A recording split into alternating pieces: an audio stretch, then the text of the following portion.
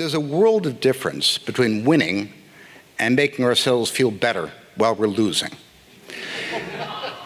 And I want to talk about how to win in our strategic rivalry with China. And my conclusion, which I'd like to state at the beginning, is that this requires of us a grand national effort comparable to the Eisenhower administration's response to Sputnik, to the Kennedy moonshot, the Reagan Strategic Defense Initiative, and other great efforts which have galvanized the United States, mobilized our enormous resources, and brought to bear talents which we didn't know we had or forgotten that we had in the past. And anything less than that will result in my view, tragic consequences.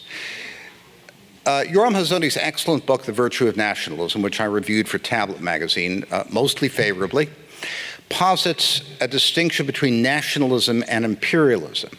And if we look at the world, and indeed look at world history, the exemplar of a nation state is the United States of America. We're the oldest nation state with a continuous constitution, and the most successful, and indeed the example for the world, because no state in the world can claim to govern on a democratic model without accepting the idea of government of the people, by the people, and for the people. The purest form of the imperial principle is a much older system, and that is China. I think we err and we risk bad policy choices if we try to shoehorn China into Western concepts. China is not Nazi Germany. China is not the communism of the Comintern or the failed Soviet empire. It's something very different, very unique, and since it's been around for 5,000 years, very impressive, although I find many aspects of the system, frankly, repugnant. I'd like to start by talking about the comic side of Shakespeare's Hamlet. I'm Jewish, so I see the comic side in tragedies. And if you recall, Hamlet begins on the ramparts of Elsinore Castle with soldiers waiting for the invasion of the King of Norway, of Fortinbras. And then along comes a ghost, they get distracted, they do various other things. And at the end of the play, Fortinbras walks in. He says, "Who's in charge here? Everybody's dead. I guess I am." The role of Fortinbras in our staging of Hamlet may well be played by Xi Jinping, unless we take appropriate measures.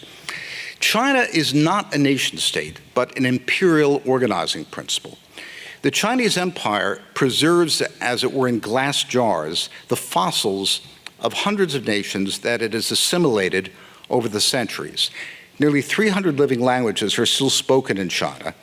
Not until the present generation, as a majority of Chinese understood something of a common spoken language, but according to a recent estimate by the Chinese government, although 70% of the Chinese have some spoken ability in Mandarin, only 10% speak it fluently. No Chinese mother has ever sung a lullaby to a baby in Chinese. The peoples coerced into the empire kept their languages and traditions, and the heart of Chinese identity remains not the state, which is tolerated, but family and clan. That's why the Chinese undertake 4 billion long-distance journeys every year during the Lunar New Year holiday. The Chinese imperial model demonstrates that ethnic and cultural affinity is a necessary, but not a sufficient, condition for a nation. China is bound together by a written language. The acculturation of Chinese children is an extraordinary thing. One spends 4 hours a day between the ages of 6 and 12 learning sufficient characters to read a newspaper with inkpot and pen. That also creates an enormous bond of culture that's endured and has regenerated itself despite many collapses and failures. The Chinese state collects taxes and provides security from ambitious warlords and prospective foreign invaders.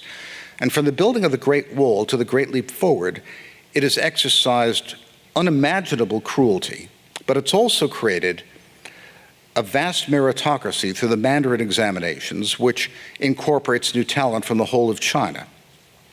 From a small group of kingdoms in the Yellow River Valley 5,000 years ago, China either assimilated or exterminated adjacent peoples until it reached its present borders around the 9th century. We're shocked by China's treatment of its Uyghur minority, but we should recall that this is what China has done to unruly barbarians for thousands of years.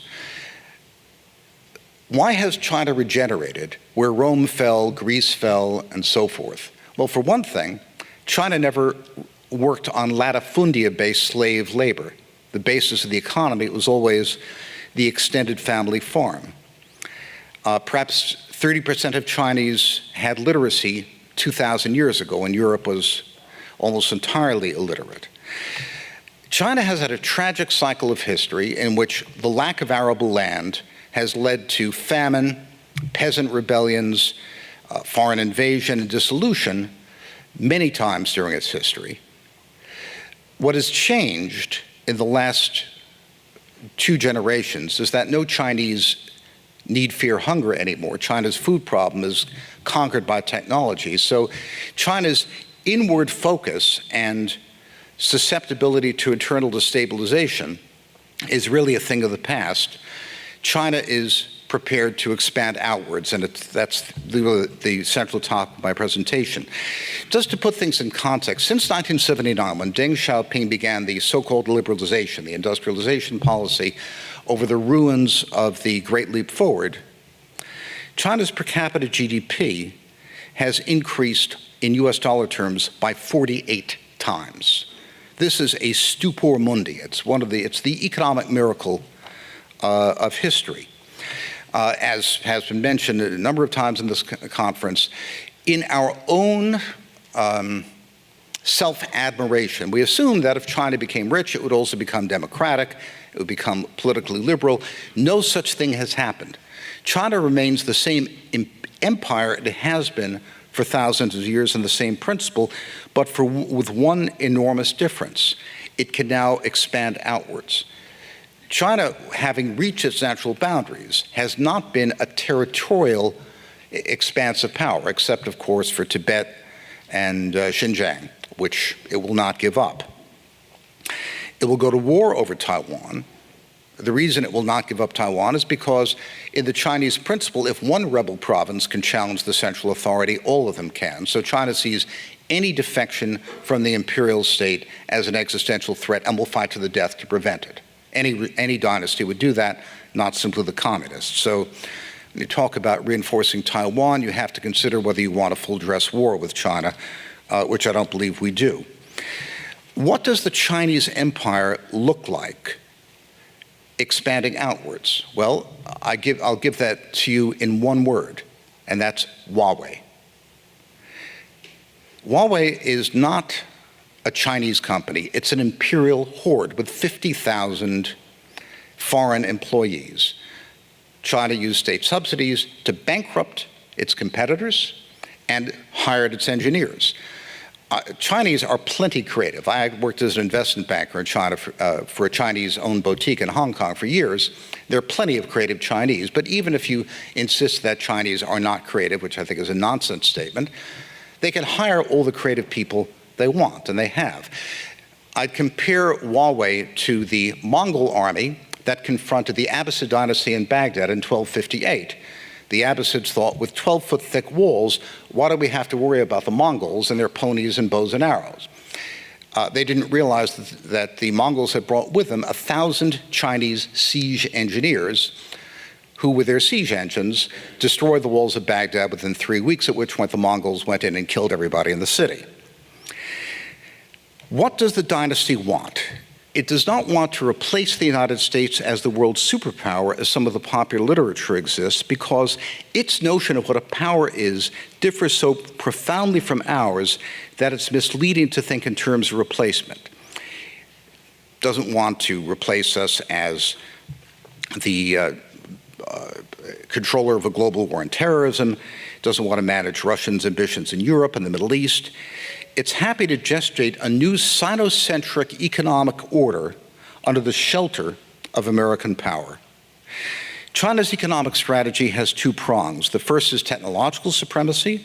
The second is the export of the Chinese model to countries now inhabited by 2 billion people and their absorption into a virtual Chinese economic empire.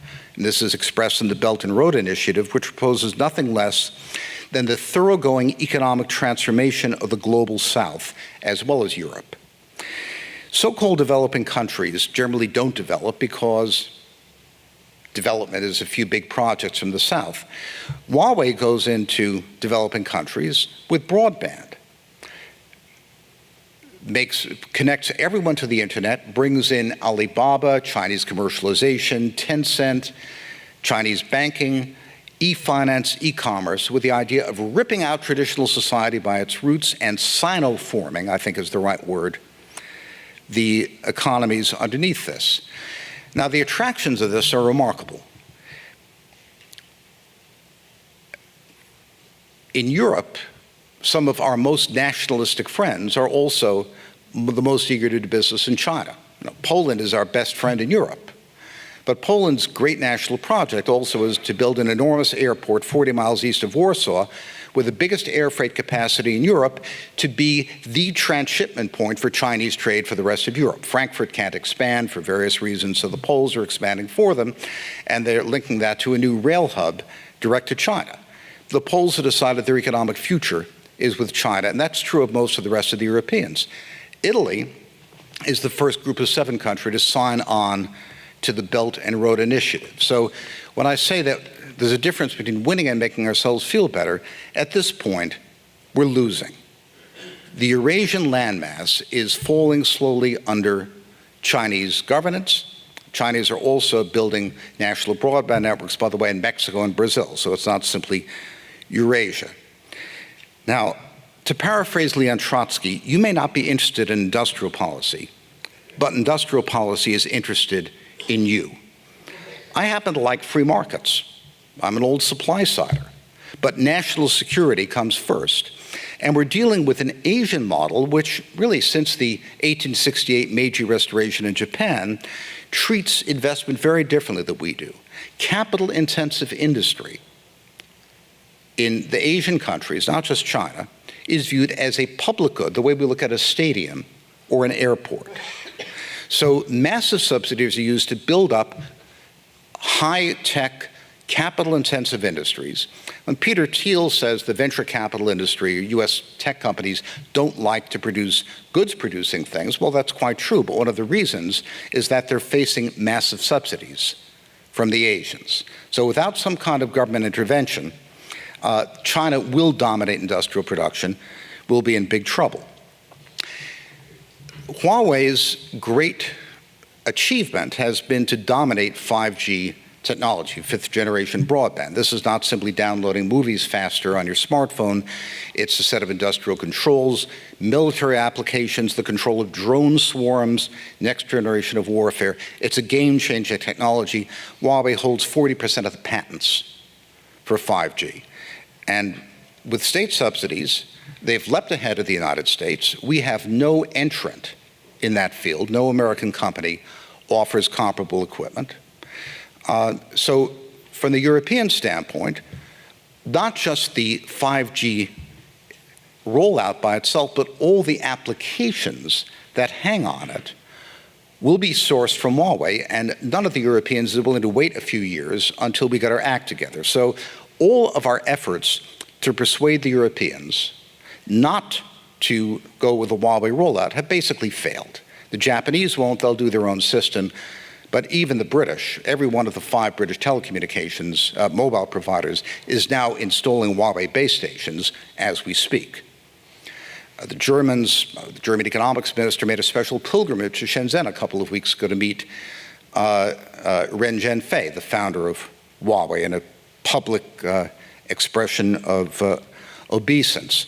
So we are behind because the Chinese have thought strategically, massively invested in cutting-edge technologies, subsidized high-tech, while we failed to do so. Now, when I was a young lad and got the coffee for guys who got the coffee at National Security Council, we spent 1.4% of our gross domestic product on federal subsidies for R&D. That's the equivalent of $300 billion a year now. We couldn't spend that much money now if you gave it to me because we don't have enough engineers. How do we get the engineers? Well, only 7% of our undergraduates study engineering. If we doubled that, where would we get the engineering professors? 4 out of 5 doctoral candidates in electrical engineering in the United States are foreign. Most of them are Chinese. It's an exaggeration to say, as some people have, that we built the Chinese economy. Well, not quite. I mean, the Chinese moved 550 million people from countryside to city and put them to work. That is a remarkable accomplishment. But the one thing we have done is to build the Chinese university system, because most of those foreign PhDs go back and teach in China, as a result of which applications from Chinese students to American universities have collapsed because you don't have to pay American tuition anymore to get a top-level electrical engineering education. It's my contention that the proven methods of American technological dominance are still available to us and should be brought to bear. When the Reagan administration, and actually its predecessors, worked with corporate laboratories and national laboratories to deal with urgent issues of national defense, we created the entire digital economy, every single component. Microchips, displays, lasers, communications, the internet itself.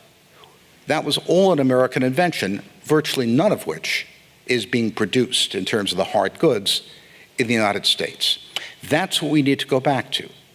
To do that will be an enormous task. The corporate labs are gone.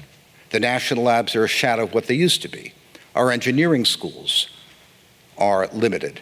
So what does that imply? It implies a change in our culture.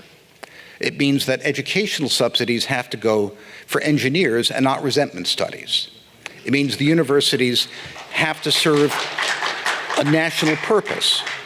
It means that the United States has to galvanize our culture for a great national purpose again. And I'd like to say, reflecting on American history, we Americans are not particularly good in stasis.